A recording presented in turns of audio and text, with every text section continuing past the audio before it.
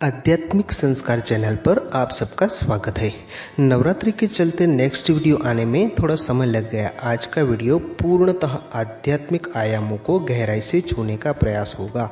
अत्यंत सूक्ष्म चीज़ों को समझेंगे तो खुद को संपूर्ण सजग रखकर एक एक बात को समझने का प्रयत्न करिएगा। अगर एक भी बात छूट गई तो आगे कुछ समझ नहीं आएगा। आज हम जिन बातों को समझेंगे, जो परतें हम खोलेंगे, वो आमतौर पर हर किसी की समस्या है जिसे हमने महसूस किया। बहुत सारे लोग हैं आध्यात्मिक पथ पर, साधना करते हैं, माध्यम चाहे कोई भी हो, जैसे दुर्गा सप्तशती, श्री विद्या साधना, योग, तंत्र, भक्ति इत्यादि, लेकिन सब कहीं न कहीं अटक रहे हैं। लगता है जैसे पूर्णतः अग्रसर नहीं हो पा रहे। तो उन्हें भी इस वीडियो के बाद जरूर रास्ता मिलेगा, समझ बढ़ेगी। देखिए, किसी भी क्षेत्र में जरूरी है अपना पूरा ध्यान केंद्रित होना। उठते बैठते सोते जागते हमारे भीतर वही चलना चाहिए कि जहां हमें पहुंचना है वहां कैसे पहुंचे। पागल बन जाओ। जब इतने सक्रिय और जागरूक हो जाओगे तब प्रकृति भी आ जाती है तुम्हारी हर तरह से मदद करने के लिए। साधना का मार्ग इतना भी सरल नहीं है कि साधना शुरू की और अनुभूति दर्शन होने लगे। ज़्यादातर लोग सिद्धियों के पीछे ही भागते हैं और बाकी बचे लोग इसलिए साधना पूजा पाठ करते हैं ताकि उनके जीवन की समस्याएं चली जाए, है ना। बहुत कम, लाख में से एक आध ही साधक होता है जो सिर्फ और सिर्फ सच जानने के लिए साधना करता है।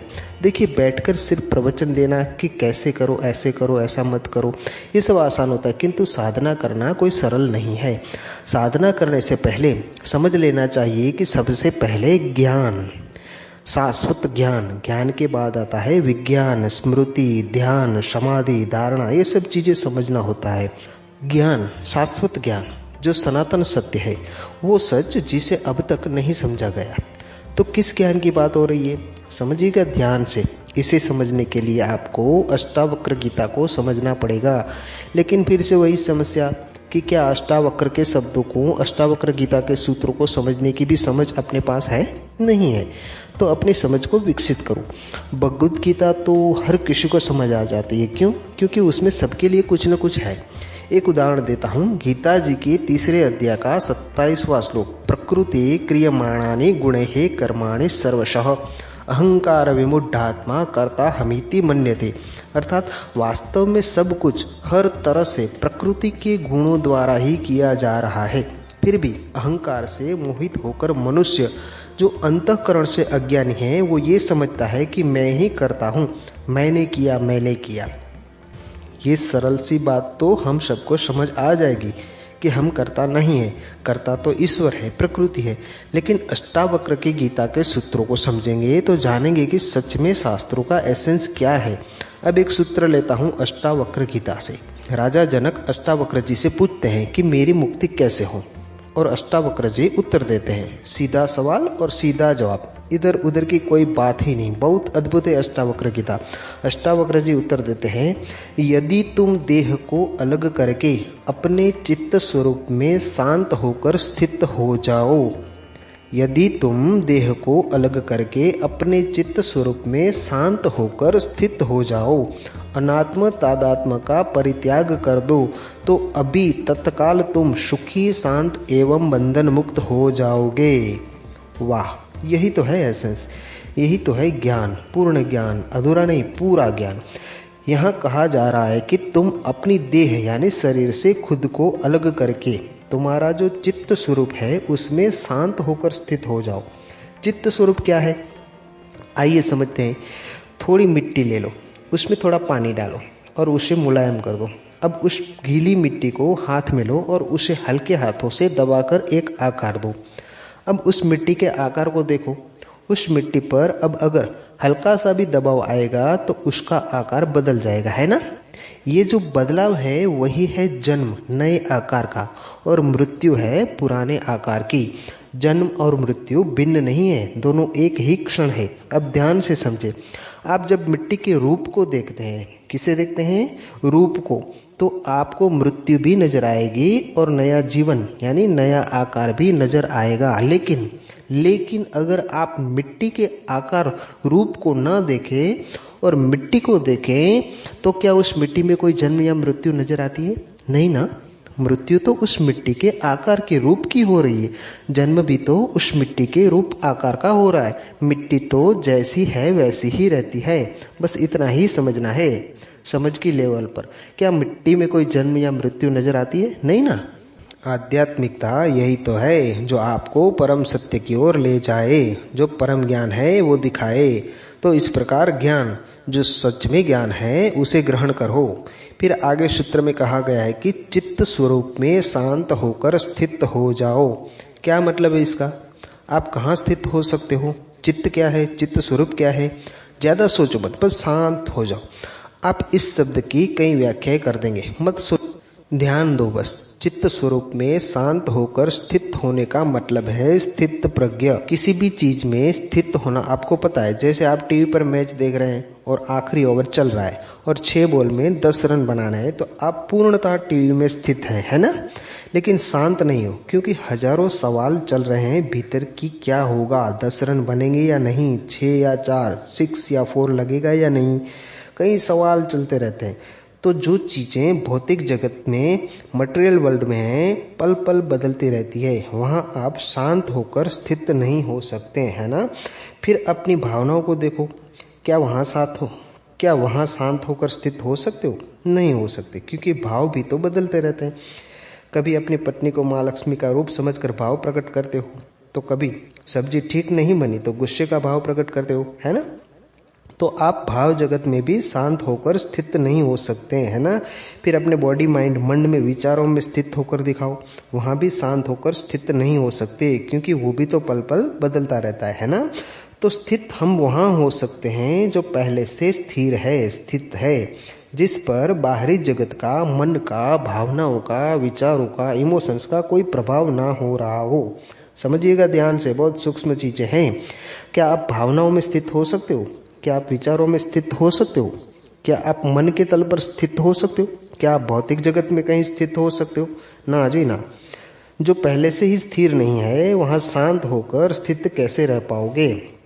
कभी सब कुछ अच्छा लगने लगता है तो कभी सब कुछ बुरा लगता है, तो स्थित नहीं रहा जा सकता। इस जगत में, शरीर में, फीलिंग्स में, विचारों में, भावनाओं में कहीं भी स्थित नहीं रह सकते। हर पल मृत्यु और जीवन का चक्र चलता रहता है। एक विचार, एक थॉट का जन्म हुआ, फिर उस विचार की मृत्यु हुई, फिर नए थॉट का जन्म हुआ, एक भाव प्रकट हुआ, फीलिंग प्रकट हुई और आप प्यार करने लगे। सब्जी अच्छी नहीं बनी, फीलिंग बदल गई, गुस्सा करने लगे। एक भाव की मृत्यु, दूसरे भाव का जन्म, है ना? समझ रहे हैं ना? तो अब समझिए कि आप स्थित कहाँ हो सकते हो। वहाँ जो बदलता नहीं है, आपका भौतिक शरीर, आपके मन का ऊपरी तल, आपका सोचने वाला दिमाग, जब ये सब नहीं रहेंगे तब भी वो रहेगा, और वो है आपकी शाश्वत चेतना, विच इज कम्प्लीटली अनटच्ड। उसे कोई फर्क नहीं पड़ता कि आपका शरीर क्या करता है, दिमाग क्या सोचता है, ऊपरी मन के स्तर पर क्या भाव आ रहे हैं, कोई फर्क नहीं पड़ता। तो अपनी समझ के तल पर स्थित होना है। वो कैसे? ये भी समझ, मैं हूं, इन 2 शब्द में तो कोई कंफ्यूजन नहीं है। मैं हूं, बस। कंफ्यूजन कहाँ है? मैं हिंदू हूँ, मैं मुस्लिम हूँ, मैं डॉक्टर हूँ, मैं इंजीनियर हूँ, मैं लड़का हूँ, मैं लड़की हूँ, मैं अच्छा हूँ, मैं बुरा हूँ, मैं छोटा हूँ, मैं बड़ा हूँ। शब्दों को समझो, मैं हूँ, यही समझ है। इसे ही चेतना, कॉन्शियसनेस, अवेयरनेस कहते हैं, जागरूकता कहते हैं, समझ कहते हैं। जब हम मैं हूं के साथ चीजों को जोड़ते हैं, इसे ही संसार कहते हैं। अगर सिर्फ मैं हूं ये समझ विकसित हो गई तो सब कुछ सहज हो जाता है। मैं हूं सिंपल है, कोई सवाल नहीं ना?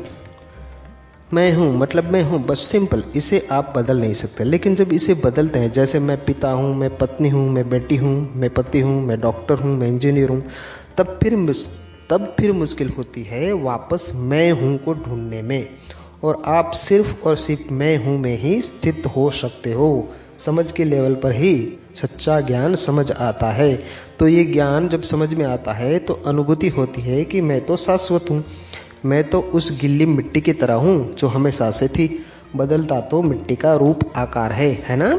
जब ये समझ आ जाएगा तो फिर हमें किसी से अलग होने की कहाँ जरूरत है। आपको पता चलेगा कि आपका मूल अस्तित्व, आपकी चेतना तो किसी से जुड़ी ही नहीं है। तो फिर अलग कौन होगा? जो स्थिर नहीं है। आप और आपकी मूल चेतना तो सबसे अनछुई है, तो खुद को चित्त स्वरूप में शांत होकर स्थित करना है। सूत्र में कहा गया है कि यदि तुम देह को अलग करके तो अपनी समझ के उच्च आयाम से समझोगे तो आप तो देह से अलग ही हैं, है ना। देखिए, ये सब जब तक समझोगे नहीं तब तक कोई आध्यात्मिक विकास नहीं होने वाला। चाहे कोई भी रास्ता चुनो, साधना, आराधना, पूजा, भक्ति, अनुष्ठान, श्री विद्या, दुर्गा सप्तशती, ललिता सहस्त्र नाम या फिर कोई मंत्र, तंत्र, योग इत्यादि, क्योंकि ये सब करके भी जो शुद्ध ज्ञान प्राप्त करोगे या महसूस करोगे वो अगर स्पष्ट न हो, धुंधला सा हो, समझ में न आए तो क्या फायदा। दुर्गा सप्तशती या श्री विद्या साधना में अगर कोई अनुभूति होती है, जैसे भौतिक शरीर में कहीं कोई वाइब्रेशन, कहीं कोई ऊर्जा का फैलाव, कहीं कोई आभास, कहीं कोई गर्माहट, कहीं कोई ठंडी लहर का उठना, ये सब समझ न पाओ तो क्या करोगे, वहीं अटक से जाओगे, है ना। तो सच्चा ज्ञान, उसके बाद विज्ञान, ज्ञान के बाद विज्ञान, जो अनुभूति, वाइब्रेशन, गर्माहट, चक्रों का सक्रिय होना, कुंडलिनी में जनहट, भाव जगत में बदलाव, ये सब भीतर का विज्ञान है जिसे समझना पड़ेगा और उसके लिए भीतर उतरना पड़ेगा। और उसके बाद साक्षी भाव, जो भी भीतर घटित हो रहा है उसे देखना, महसूस करना, बस साक्षी बनकर देखो और उस समय समझो कि ये कौन देख रहा है। ठीक है। जैसे आप सोने के लिए गए, आंखें बंद की और गहरी नींद में चले गए, फिर एक स्वप्न आया, तो उस स्वप्न को किसने देखा, आप तो सो रहे थे, है ना। बस इतना ही नहीं है, समझना तो ये है कि आपको नींद आ गई, फिर स्वप्न आया और आप स्वप्न देख रहे थे, तब भी वो देख रहा था, और स्वप्न नहीं आया तब भी वो देख रहा था। वो है साक्षी, वो है आपकी मूल चेतना, वो है आपका कोर एलिमेंट, कंप्लीटली अनटच्ड। समझ आ रहा है ना। तो इस प्रकार यदि तुम देह को अलग करके अपने चित्त स्वरूप में शांत होकर स्थित हो जाओ, अनात्म तादात्म्य का परित्याग कर दो, तो तुम अभी इसी क्षण शांत, सुखी और बंधन मुक्त हो जाओगे। अगर वाकई में अपने समझ के स्तर को बढ़ाना है, शाश्वत ज्ञान पाना है, तो आप अष्टावक्र गीता अवश्य पढ़िए। मैं भी प्रयत्न करूंगा कि उनके सूत्रों को सरल शब्दों में समझाऊं, क्योंकि शुद्ध ज्ञान अति आवश्यक है। इसलिए मैंने सोचा कि वीडियो बनाऊं। एक सूत्र लेते हैं अष्टावक्र गीता का। जनक कहते हैं, कथम ज्ञानम वाप्नोति कथम मुक्तिर्भविष्यति वैराग्यम च कथम प्राप्त में तद ब्रूहि मम प्रभु। अर्थात, हे प्रभु, ज्ञान प्राप्ति का क्या उपाय है, मेरी मुक्ति किस प्रकार होगी, वैराग्य कैसे प्राप्त होगा, आप कृपा करके मुझे बतलाइए। समझिएगा ध्यान से, लोग कितना उल्टा समझते हैं और अपना जीवन, अपना संसार खराब कर लेते हैं। सीधे सीधे प्रश्न राजा जनक के और एकदम सीधे सीधे जवाब अष्टावक्र जी के। अष्टावक्र जी कहते हैं, मुक्तिमिच्छसि चेतात विषयान विषवत्यज क्षमार्जव दया तो सत्यम विषवद्भज। इसका मतलब है, हे तात, यदि तुम मुक्ति चाहते हो तो विषयों को विष के समान छोड़ दो और क्षमा, सरलता, दया, संतोष एवं सत्य का अमृत के समान सेवन करो। कितनी गहरी बात, कितना शुद्ध ज्ञान। समझो क्या कहा जा रहा है। मैंने ये विषय क्यों लिया है, क्यों हम सब हमेशा परेशान रहते हैं। शायद आज के इस वीडियो को सुनने के बाद वो परेशानियां, प्रॉब्लम्स, दुख कुछ कम हो जाए। देखिए, सारे संसार में सबको प्रॉब्लम या दुख होता है, और वो दुख दो प्रकार के होते हैं। ठीक है।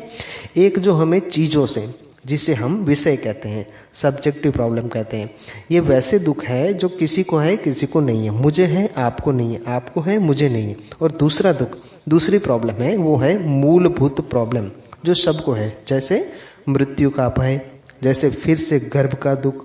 तो जो ऊपर ऊपर के स्तर की प्रॉब्लम या दुख है वो हर किसी का अलग अलग हो सकता है, लेकिन जो दूसरी वाली प्रॉब्लम या दुख है वो हर किसी का एक जैसा है, चाहे वो अमीर हो या गरीब हो, चाहे वो भारतीय हो या ब्रिटिशर हो, है ना। तो हमारे जितने भी दुख होते हैं, जितने भी सवाल हैं, वो सारे ऊपर ऊपर के तल पर ही होते हैं। मेरी ये प्रॉब्लम है, मेरी वो प्रॉब्लम है, मेरा घर नहीं है, मेरे पास कार नहीं है, मुझे ये बीमारी है, मुझे ये नहीं मिला, इत्यादि इत्यादि। ये सब ऊपर ऊपर के तल पर ही है। हम कभी ये नहीं सोचते कि हम है कौन। जैसे मैंने आगे भी कहा कि मैं हूँ, बस यही सत्य है, यही शाश्वत ज्ञान। तो सबसे पहले तो तुम कौन हो ये ज्ञान लो, क्योंकि अगर आपका मैं ही गलत जगह पर है तो आप जो भी दुख, व्यथा, प्रॉब्लम बता रहे हो वो सब कुछ ढह जाता है। जब आप अपना मैं गलत जगह रखकर चीज़ों को देखते हो या एनालाइज करते हो तब आप दुखी होते हैं। मैं इसमें सफल नहीं हो पाया, मैं डॉक्टर नहीं बन पाया, मैं अपने बेटे को कार नहीं दे पाया, मैं बंगला नहीं खरीद पाया, मेरे दोस्त ने ऐसा कर दिया, मेरी बेटी ने ये नहीं किया। जहाँ मैं ही गलत जगह पर है तब सारी समस्याएं, सारे प्रॉब्लम है। ये मैं मर रहा है, ये मैं जन्म ले रहा है, इस मैं के साथ ही तो सब कुछ घटित हो रहा है। मतलब उस गीली मिट्टी के रूप के साथ घटित हो रहा है। मिट्टी तो पहले भी ऐसी ही थी और अब भी वैसी ही है। तो मूलभूत दुख या प्रॉब्लम जो है वो क्या है, जो हर किसी के है, वो क्या है, कुछ कम है जीवन में, वो भाव, सेंस ऑफ लैक, अकेलेपन की भावना, सेंस ऑफ लोनलीनेस, अधूरेपन की भावना, सेंस ऑफ इनकम्प्लीटनेस, हमारी मर्यादा की भावना, सेंस ऑफ लिमिटेशंस, डर की भावना, सेंस ऑफ फियर, डर, मृत्यु का डर। तो इन सब प्रॉब्लम का सॉल्यूशन हमें सिर्फ और सिर्फ हमारे भीतर खोज करने पर ही मिल सकता है और कोई दूसरा तरीका है ही नहीं।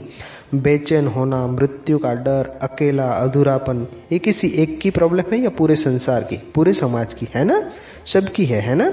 तो अष्टावक्र गीता में सीधा सीधा वो कह दिया है जो सच है, जो पूर्ण ज्ञान है, जो शाश्वत ज्ञान है।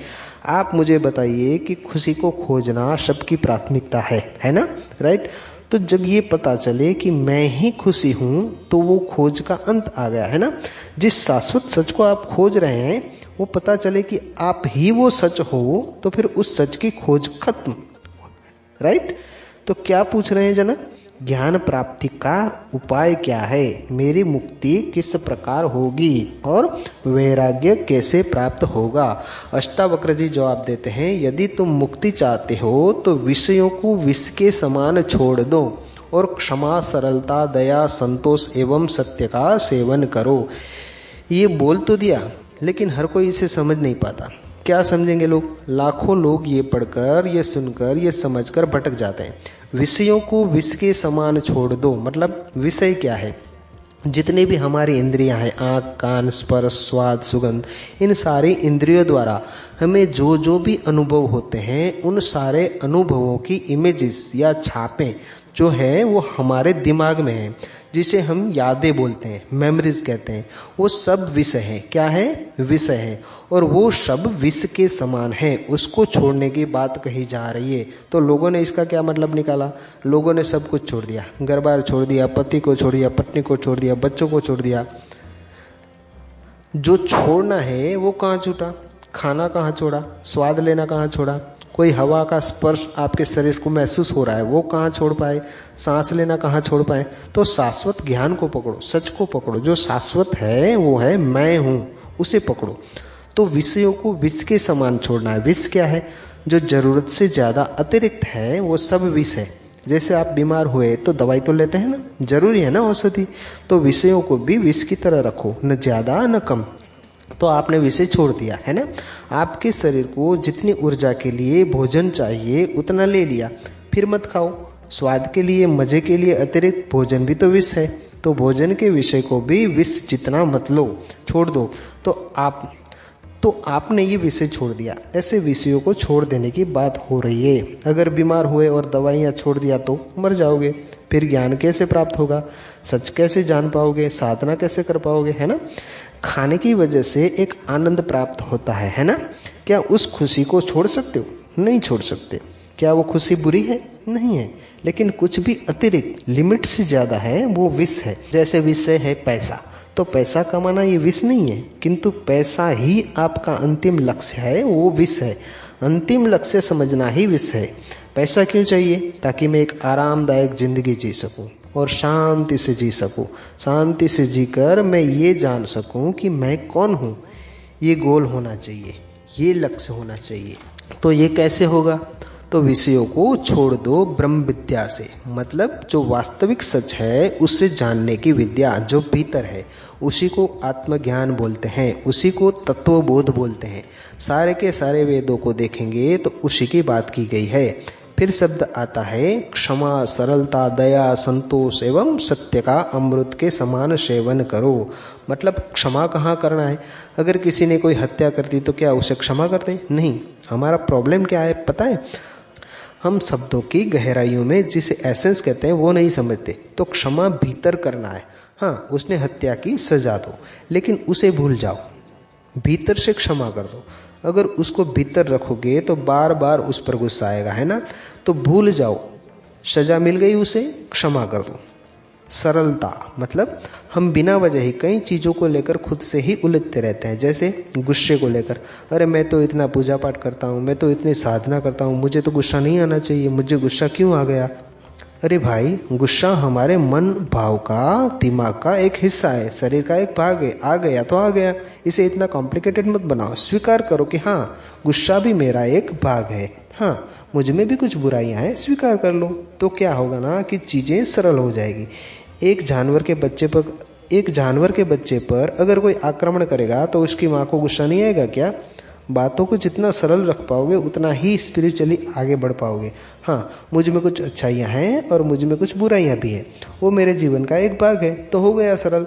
अब आप भीतर उलझोगे नहीं कि अरे मैं तो साधक हूँ, मुझे गुस्सा नहीं आना चाहिए। तो फिर लड़ते रहो भीतर अपने आप से, जीवन भर कल्याण कभी नहीं होगा। फिर आता है दया। ये दया क्या है? अगर बाहर से किसी पर आपको गुस्सा आ रहा है, मारना भी पड़ रहा है, लेकिन भीतर आपका हृदय एकदम मोम जैसा होना चाहिए, दया से भरा हुआ। उसमें आप खुद को देखो, दया से भरे हुए हृदय में खुद को देखो। संतोष, ये सबसे अहम है। अगर आप उसमें संतोषी है जो आपके पास है, तो इससे बड़ी कोई उपलब्धि नहीं है। इस दुनिया की सबसे बड़ी प्रॉब्लम क्या है? जो है वो नहीं चाहिए, और जो नहीं है उसके पीछे भाग रहे हैं। जो है वो कम है तो ज़्यादा के पीछे भाग रहे हैं। ये सब जाल है। समझ के स्तर पर समझो, जो है जैसा है उसे भीतर से स्वीकार करके जी रहे हो तो आप भीतर शांत हो। हाँ, बाहरी स्तर पर आप कोशिश करते हैं कि चीज़ें बेहतर हों, लेकिन भीतर भाव है कि जो है जैसा है वो भी अच्छा ही है, तब आप संतोषी है। सत्य का अमृत के समान सेवन करो। मतलब सच क्या है? जो हमें लग रहा है वो सच है। सच क्या है? जो हमें लग रहा है वो सच है, या जो सच में है वो सच है? मुझे लग रहा है कि मैं बहुत अच्छा इंसान हूँ, मुझे ये भी लग रहा है कि मुझ में थोड़ी बुराइयाँ हैं, पर ओवरऑल मैं अच्छा इंसान हूँ, तो ये सच नहीं है। जो लग रहा है वो सारा का सारा झूठ है। तो सच क्या है? मैं अच्छा भी हूँ और मैं बुरा भी हूँ, ये पूर्ण सच है। आप कहते हो कि मैं अच्छा इंसान हूँ, पूरी दुनिया, मेरे सगे संबंधी सब कहते हैं कि मैं एक अच्छा इंसान हूँ, इसलिए मुझे लग रहा है कि मैं अच्छा इंसान हूँ, तो आप झूठ पे जी रहे हो।